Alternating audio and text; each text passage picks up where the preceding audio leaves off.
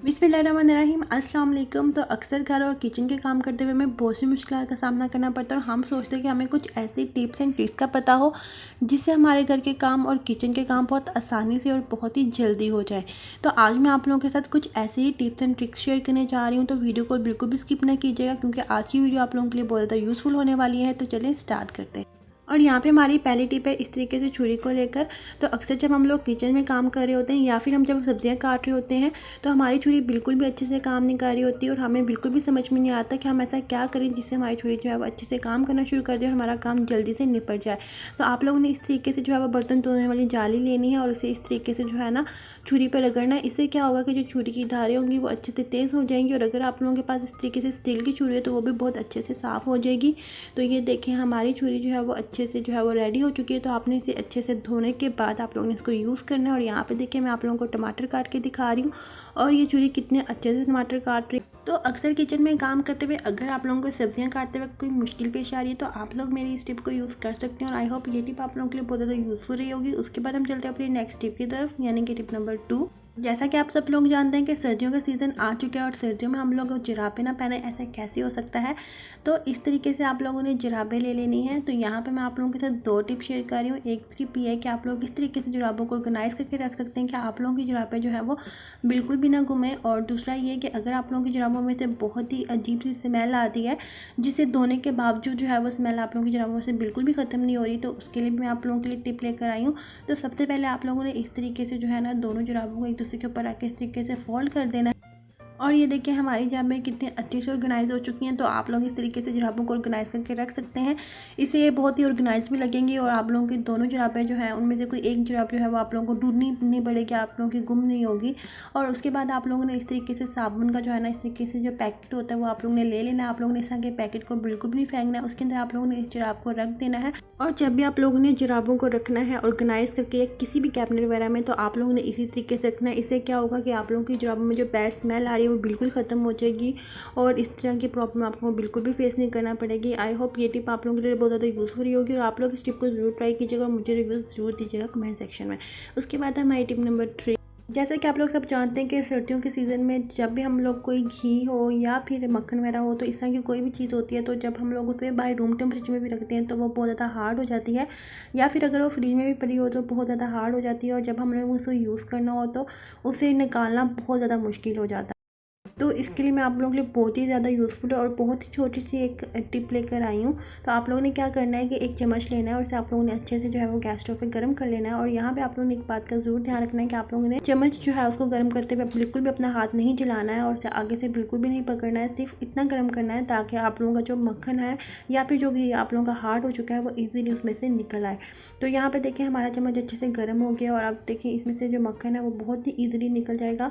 और अगर आप लोगों के पास घी है तो अगर वो उसको निकालना मुश्किल हो रहा है तो बहुत आसानी से वो निकल आएगा। तो आई होप ये टिप आप लोगों के लिए बहुत ज़्यादा यूज़फुल रही होगी।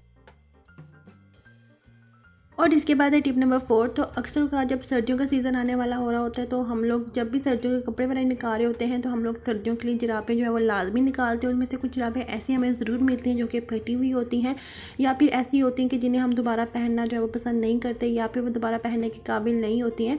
तो आप लोगों ने क्या करना है इस तरीके से उन जुराबों को बिल्कुल भी नहीं फेंकना है। तो आप लोगों ने इस तरीके से जो है ना वाइपर लेना है और वाइपर के ऊपर आप लोगों ने इस तरीके से दोनों जुराबों को जो है ना वाइपर के ऊपर चढ़ा देना है। यहाँ पर मैंने एक जुराब लिया तो मैं इसे इस तरीके से अच्छे से फोल्ड करूँगी और फोल्ड करने के बाद आप लोग इसकी चढ़ाइएगा, इससे बहुत ही आसानी से जो है ना वो इसके ऊपर चढ़ जाएगी। और जब भी आप लोगों ने जुराबों को वाइपर के ऊपर चढ़ाना है तो इस तरीके से फोल्ड कर लीजिएगा, उससे बहुत आसानी से जो है ना आप लोगों का काम हो जाएगा। और यहाँ पे देखिए इस तरीके से मैंने एक जुराब को जो है ना इसके ऊपर चढ़ा दिया और जब अब दूसरी जुराब है उसको भी हम इस तरीके से जो है ना इसके ऊपर चढ़ा देंगे। इस तरीके से आप लोगों की बहुत ही काम की चीज़ बन के रेडी होने वाली है और इससे आप लोगों की बहुत ही पैसों की भी बचत होगी और आप लोगों को काम करने में बिल्कुल भी मुश्किल नहीं होगी। इस तरीके से घर में पड़ी हुई जो ऐसी चीज़ें हैं जिसे हम लोग फालतू समझते हैं और ये समझते हैं कि इनका कोई फ़ायदा नहीं है तो उसका आप लोग बहुत आसानी से यूज़ कर सकते हैं। तो यहाँ पे देखिए इस तरीके से मैंने दोनों जुराबों को अच्छे से वाइपर के ऊपर चढ़ा लिया है और ये देखिए हमारे बन के रेडी हो चुका है। तो ये हम लोगों ने बनाया है पोछा लगाने के लिए। तो जब भी हम लोगों ने पोछा लगाना होता है या फिर जो बहुत ही ऐसी खवातीन खातन जिनके वेट बहुत ज़्यादा होता है, जिनसे बैठ के पोछा नहीं लगाया जाता है या फिर उनके लिए बहुत मुश्किल होता है बैठ के पोछा लगाना, तो इस तरीके से वाइपर की मदद से वो अच्छे से जो है वो पोछा लगा सकते हैं। उनको बाहर से महंगे महंगे पोछा खरीदने की ज़रूरत नहीं पड़ेगी। और अब ये देखिए इस तरीके से आप लोगों ने इसको धो लेना है। और जब भी आप लोगों ने पोछा लगा लें तो इन चरापों को उतार के आप लोगों ने अच्छे से वॉशिंग मशीन में धो के इसको रख लें और नेक्स्ट इसको दोबारा यूज़ कर लें। तो ये इससे बहुत ही अच्छा पोछा लगता है और आप लोगों को बिल्कुल भी मुश्किल नहीं होगी।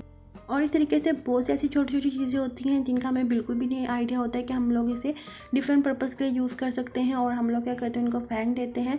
तो इस तरीके से आप लोग उसको बहुत अच्छे से यूज़ कर सकते हैं। और ये देखिए मैं पोछा लगा रही हूँ, कितने अच्छे से पोछा लग रहा है और बहुत ही ज़बरदस्त जो है ना ये टिप है। आई होप आप लोगों के लिए बहुत ज़्यादा यूज़फुल रही होगी। और आप लोगों ने कमेंट सेक्शन में मुझे लाजमी बताना है कि आप लोगों को इन टिप में से सबसे ज़्यादा अच्छी टिप कौन सी लगी है, क्योंकि जब आप लोग कमेंट सेक्शन में मुझे कमेंट करते हैं तो मुझे उससे बहुत ज़्यादा मोटिवेशन मिलती है। और इंशाल्लाह मैं आप लोगों के लिए ऐसे ही यूज़फुल टिप्स एंड ट्रिक्स लेकर आती रहूँगी।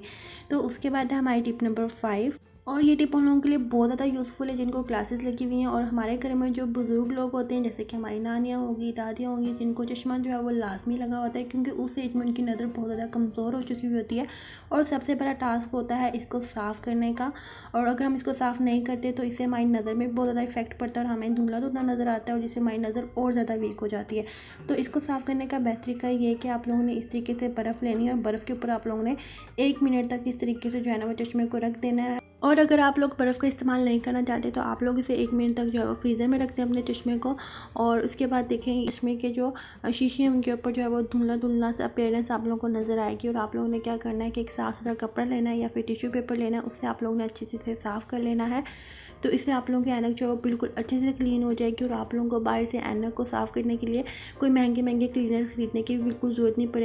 आप लोगों ने देखा होगा कि अक्सर हमारा ऐनक को साफ़ करने का क्या तरीक़ेकार होता है कि हम लोग उसे दुपट्टे से साफ़ कर रहे होते हैं या फिर अपने कमीज़ के साथ साफ़ कर रहे होते हैं, जिसकी वजह से आप लोगों की ऐनक जो है वो और ज़्यादा गंदी हो जाती है और आप लोगों को तो बिल्कुल भी पता नहीं चलता, लेकिन उससे आप लोगों की नज़र पे बहुत ज़्यादा बुरा इफेक्ट पड़ता है और आप लोगों की जो नज़र है वो और ज़्यादा वीक हो रही होती है। तो आप लोगों ने ऐनक को जब भी साफ़ करना है तो अच्छे तरीके से साफ़ करें और आप लोग इस तरीके को यूज़ कर सकते हैं। और ये देखिए हमारी ऐनक कितने अच्छे से साफ़ हो चुकी है। आई होप ये टिप आप लोगों के लिए बहुत ज़्यादा यूज़फुल होगी। इसके बाद हमारी टिप नंबर 6 जो कि आज की लास्ट टिप है और बहुत ही ज़्यादा यूज़फुल है। तो इस तरीके से जो हमारे पास चश्मे के कवर होते हैं यानी कि जो बॉक्स होते हैं जिसके अंदर हमारा चश्मा पड़ा हुआ होता है, तो इसको हम मल्टीपर्पज़ के लिए यूज़ कर सकते हैं। और अक्सर जब हमें बाहर ट्रैवल करना होता है तो हम लोग इतना ज़्यादा सामान अपने साथ कैरी नहीं कर सकते। तो आप लोगों ने क्या करना है कि जो भी आप लोगों के पास ज्वेलरी है और ख़ास तौर पर जो गोल्ड की ज्वेलरी है, आप लोगों ने इस तरीके से जो है ना उसे अपने चश्मे बॉक्स के अंदर रख देना है और उसके ऊपर आप लोगों ने अपना चश्मा रख देना है और इसको जो है आप लोगों ने बंद कर देना है। और इस तरीके से क्या होगा कि अगर आप लोगों के पास गोल्ड की ज्वेलरी है तो वो बहुत ज़्यादा सेफ रहेगी और इस तरीके से आप लोगों को अपने साथ ज़्यादा सामान कैरी करने की ज़रूरत नहीं पड़ेगी। आई होप आज की टिप्स एंड ट्रिक्स आप लोगों के लिए बहुत ज़्यादा यूज़फुल रही होंगी। अगर आप लोगों को इन टिप में से कोई भी टिप अच्छी लगी तो मेरे चैनल को लाइक शेयर और सब्सक्राइब करना मत भूलिएगा। अपना बहुत सा ख्याल रखिएगा, मुझे अपनी दुआ में याद रखिएगा। अल्लाह हाफिज़।